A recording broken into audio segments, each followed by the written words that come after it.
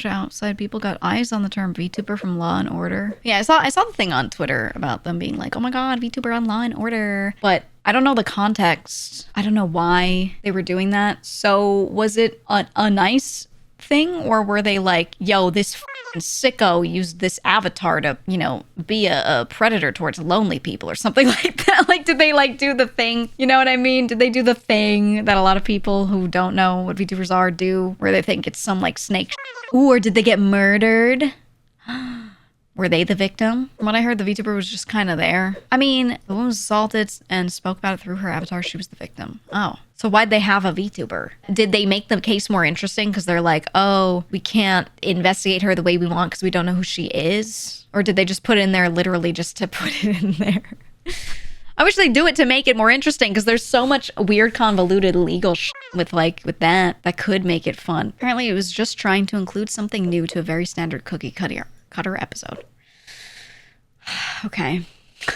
I mean, that's not bad. As long as they're not like framing it like, oh, look at this fucking sicko on the TV and then it's just a VTuber, you know what I mean?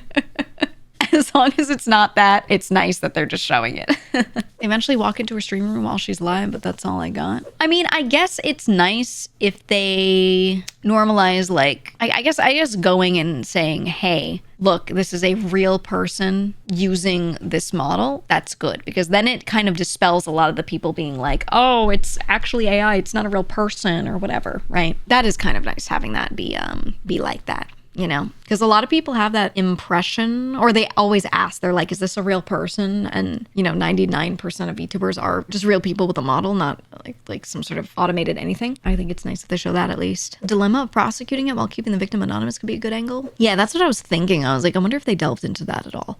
Because I guess they didn't, but that is one of those things that is really interesting and actually genuinely plagues the VTubing community, is how much harder it is to do anything legally, especially when you're the victim of a crime, or you know, are just trying to legally demand something from someone that you're owed, or whatever it is. It makes it so much harder when you are trying to keep yourself anonymous. It keeps some stuff impossible. Some stuff fine if you just have an LLC, you know, or whatever, but, you know, it's interesting. If they made it into a locked room, murder, with the murder on screen, but a VTuber, would have been awesome. I think it would have been crazy if like the person was murdered and they were like at their desk, dead, crime scene, right? But the stream is still going and the model's just not moving. And the people are like, is this a new bit?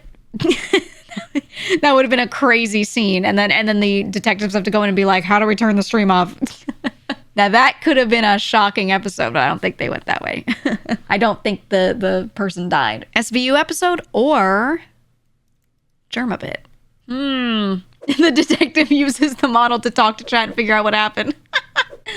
Oh yeah. And there's just a 2-day hype train. Ice-T has to sock puppet the model to catch the killer.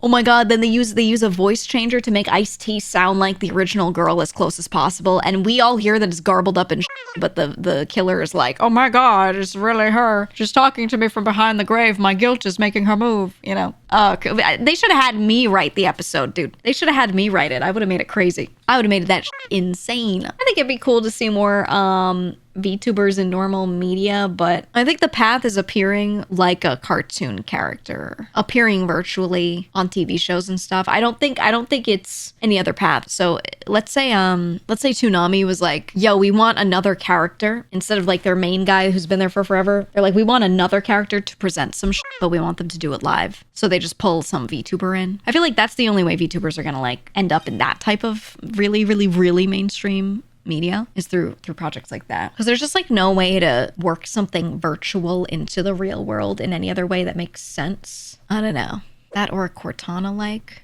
The only things that exist are like that weird it's not even weird, it's just like it's not very useful desktop mate, I think it's called, where you have a character on your desktop talking to you, but that's not a person live. I'm talking about the people, not just the character, you know what I mean? Because you could do that with literally any character. Miku's on there. That's not what I'm talking about. I'm saying like working them, the people, into some real I don't know. There just aren't a lot of opportunities.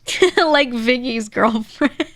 Does he still have any of them? I missed that. Dude, we were in VC and Viggy was trying to figure out how to use Desktop Mate, and he was like opening it and he's like, bro, don't talk to her like that. He's just screen sharing. He's like playing, I think he's playing Deadlock or some shit, and he just has a waifu on his desktop talking to him.